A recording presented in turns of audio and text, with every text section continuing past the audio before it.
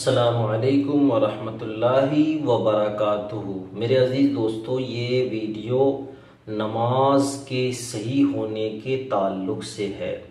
मेरे अज़ीज़ दोस्तों, इस वीडियो को अगर आप आखिर तक देखते हैं तो इंशाअल्लाह रहमान आपकी नमाज अच्छी होगी, साफ़ सुथरा हो जाएगी।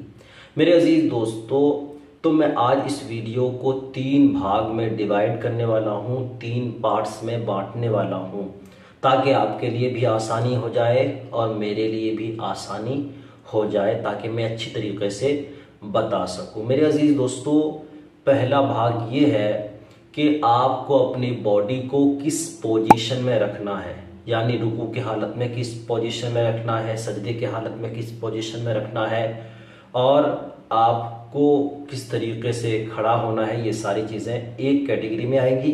और दूसरी कैटेगरी ये है कि आपको किस हालत में क्या पढ़ना है। और तीसरी कैटेगरी यानी तीसरा भाग ये होगा कि आपको किस हाल में किस तरफ देखना है। ये सारी चीज़ें आपको बताने वाला हूँ। मेरे अजीज़ दोस्तों, वीडियो में ज़रूर आखिर तक बने रहें। मेरे अजीज़ दोस्तों, अगर आप में से कोई इस चैनल पे पहली बार आए हों तो चैनल को ज़रूर सब्सक्राइब कर दीजिए।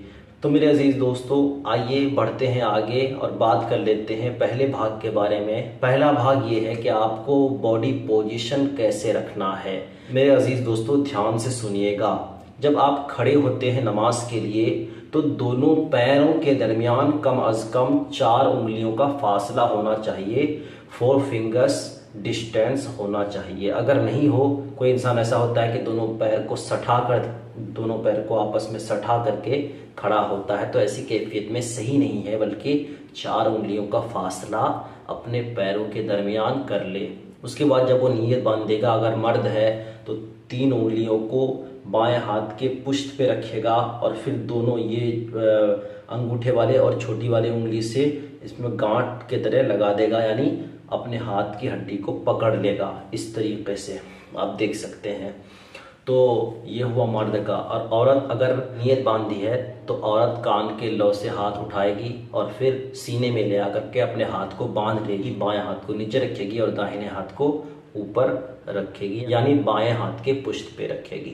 मेरे अजीज दोस्तों, आइए अब बात कर लेते हैं अपने पैर की उंगली को किस तरीके से रखना है। तो मेरे अजीज दोस्तों, बहुत सारे ऐसे लोग होते हैं जो पैर की उंगलियों के पेट को सही तरीके से नहीं लगा पाते और उनकी नमाजें सही नहीं होती हैं। तो मेरे अजीज दोस्तों, पहले यानी जो मोटी वाली पैर की उंगली है उसको लगाना क्या है, ये फ़र्ज़ है। और 3 उंगलियों का लगाना क्या है, वाजिब है। और 5 उंगलियों का लगाना सुन्नत है। मेरे अजीज़ों, ज़रा सोचिए कि अगर पहली उंगली लगेगी ही नहीं तो फ़र्ज़ अदा होगा नहीं, और जब फ़र्ज़ नहीं अदा होगा तो फिर नमाज कैसे हो जाएगी। तो इसलिए मेरे अजीज़ दोस्तों, इन बारीक बारीक चीज़ों पर ख़ास ख्याल रखा करें।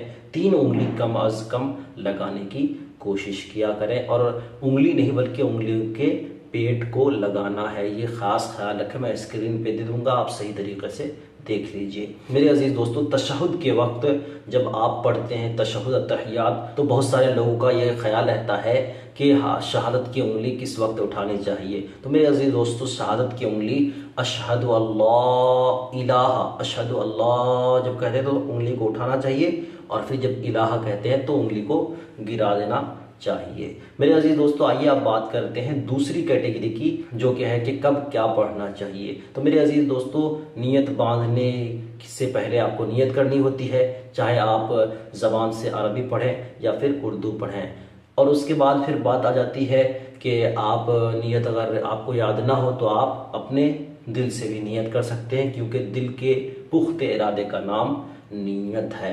मेरे अजीज दोस्तों, नियत बांधने के बाद आप सना पढ़ेंगे, फिर सना पढ़ने के बाद सूरतुल फातिहा पढ़ेंगे, फिर सूरतुल फातिहा पढ़ लेने के बाद किसी एक सूरत को बितरतीब मिलाएंगे, यानी एक सूरत को किसी को भी मा यतलफ़्फ़ज़ु बिहिल कुरान, यानी कुरान में से किसी भी एक सूरत को पढ़ेंगे या चंद आयतों को पढ़ेंगे। उसके बाद रुकू करेंगे, और रुकू करने के बाद सुबहान रब्बियल अज़ीम, सुबहान रब्बियल अज़ीम, सुबहान रब्बियल अज़ीम 3 मरतबा कहकर फिर समी अल्लाहु लिमन हमिदा कहेंगे। अगर आप इमाम के पीछे हैं तो समी अल्लाहु लिमन हमिदा सुनकर रब्बना व लकल हम्द या रब्बना लकल हम्द दोनों में से किसी एक को आप पढ़ सकते हैं। उसके बाद आप सजदे में जाएंगे और सजदे में सुभान रब्बियल आला, सुभान रब्बियल आला, सुभान रब्बियल आला 3 मरतबा, कम अज़ कम और ज़्यादा से ज़्यादा 5, 7, 9 मरतबा, जितना मरतबा आपसे हो सके। ज़्यादा की कोई हद नहीं है, लेकिन बेजोड़ होनी चाहिए। मेरे अजीज़ दोस्तों, एक रकत मुकम्मल करके आप खड़े हो जाएंगे। फिर बिस्मिल्लाहिर्रहमानिर्रहीम पढ़कर सूरतुल फातिहा को पढ़ने के बाद बितरतीब किसी सूरत को पढ़ेंगे। बितरतीब का मतलब ये है कि अगर आप पहले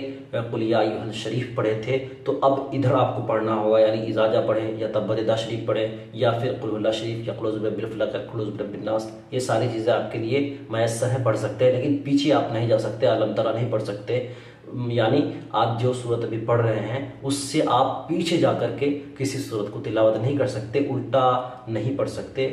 अगर बाज़ औक़ात उल्टा पढ़ दिए तो उतना गुनाह नहीं है, लेकिन जानबूझकर पढ़ देने से ये गुनाह में भी शामिल हो सकता है। इसलिए कुरान पाक को उल्टा ना पढ़ा जाए, ख़ास ख्याल रखा जाए।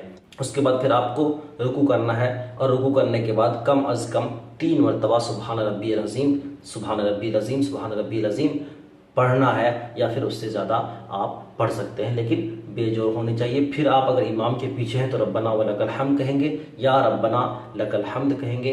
अगर इमाम आप हैं तो समी अल्लाहु लिमन हमिदा कहेंगे, या अकेले आप पढ़ रहे हैं तब भी समी अल्लाहु लिमन हमिदा कह करके रुकू से उठेंगे और रुकू से उठने के बाद फिर सजदे की तरफ जाएंगे और फिर सजदा की तरफ जाते वक्त अल्लाहु अकबर कहेंगे। फिर सजदे में जाकर सुभान रब्बियल आला, सुभान रब्बियल आला, सुभान रब्बियल आला कम अज़ कम 3 मरतबा कह करके आप सजदे से सर उठाएंगे और फिर उसके बाद आप तशहुद में बैठेंगे और फिर अत्तहियात पढ़ेंगे, यानी तशहुद पढ़ेंगे। तशहुद के बाद आप पढ़ेंगे दुरूद इब्राहिम, फिर दुरूद इब्राहिम के बाद पढ़ेंगे आप दायमा सूरा।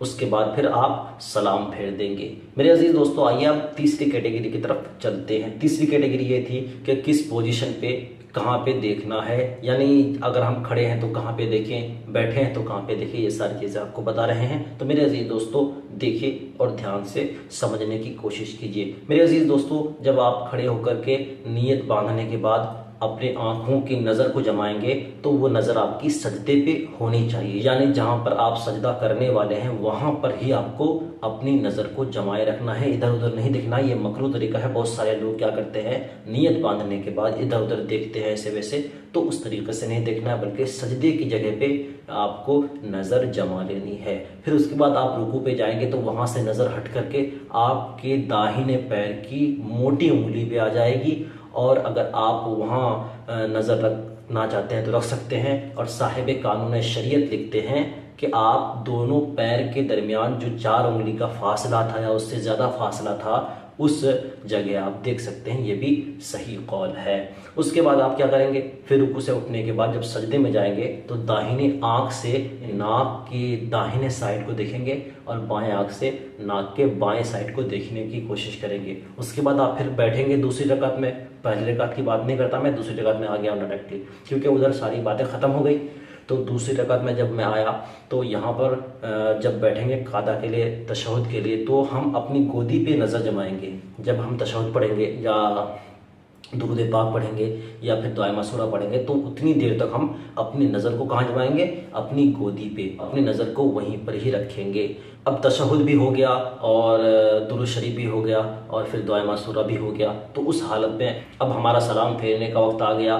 तो हम सलाम फेरेंगे तो अपनी आँख से, दोनों आँख से इस वाली हड्डी पे देखेंगे और सलाम करेंगे अस्सलामु अलैकुम व रहमतुल्लाह, इस वाली हड्डी पे यहाँ पर, और इरादा करेंगे कि मैं फ़रिश्तों को सलाम कर रहा हूँ और जो मेरे दाहिने साइड में हैं उन लोगों को सलाम कर रहा हूँ। और फिर जब इधर अस्सलामु अलैकुम व रहमतुल्लाह कहेंगे तो फिर इस वाली हड्डी पे देखेंगे और फिर सोचेंगे कि जो मेरे साथ जो फ़रिश्ते मुसल्लत हैं उनको सलाम कर रहा हूँ और जो हमारे बाएं साइड पे हैं उनको सलाम कर रहा हूँ। मेरे अजीज़ दोस्तों, बस आपकी नमाज मुकम्मल हो गई। मेरे अजीज़ दोस्तों, इस तरीके से आप नमाज पढ़िए और खुशू के साथ पढ़िए, खुजू के साथ पढ़िए। हज़रत अली रज़ियल्लाहु वजहुल करीम फरमाते हैं कि अगर नमाज पढ़ने से सुकून ना मिले तो सुकून से नमाज पढ़ा करो, यानी सुकून और इत्मीनान के साथ नमाज पढ़ोगे तभी अल्लाह से करीब हो पाओगे। मेरे अजीज़ दोस्तों, अमूमन जो हम नमाज पढ़ते हैं 4 रकत वाले नमाज को हम 3-4 मिनट में ही ख़त्म कर देते हैं। अगर उसी नमाज में हम 7 मिनट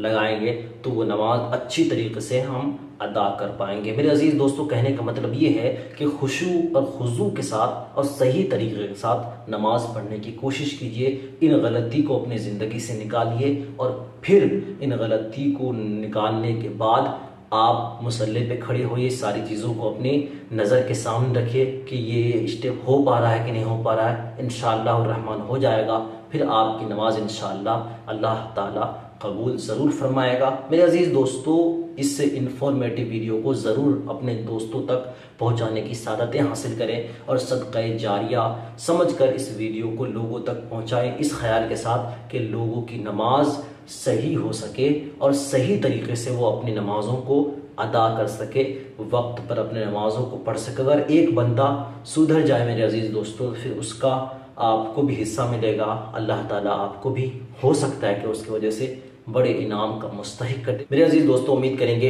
कि आपको ये वीडियो अच्छी लगी होगी। अगर वीडियो अच्छी लगी हो तो वीडियो को लाइक ज़रूर कर दीजिए। मेरे अजीज दोस्तों, दीजिए मुझे इजाज़त। मिलते हैं इस्लामिक रिलेटेड किसी दूसरी वीडियोज़ के साथ, अच्छी वीडियोज़ के साथ। तब तक के लिए अपना ख्याल रखें, अपने घर वालों का ख्याल रखें। अस्सलामु अलैकुम व रहमतुल्लाहि व बरकातहू।